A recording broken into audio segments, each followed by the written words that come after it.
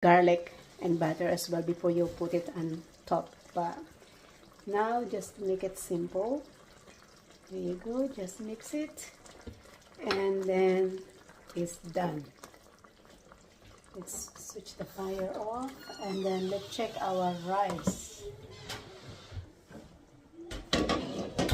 Voila, it's done. Luto na siya. Let's switch it off. Guys, this is how it looks. Lebanese rice. Let's do the plating. There you go, guys. Family and friends.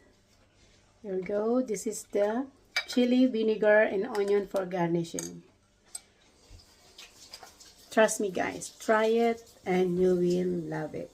Thank you guys for watching. God bless. And I hope you like this video. Thank you.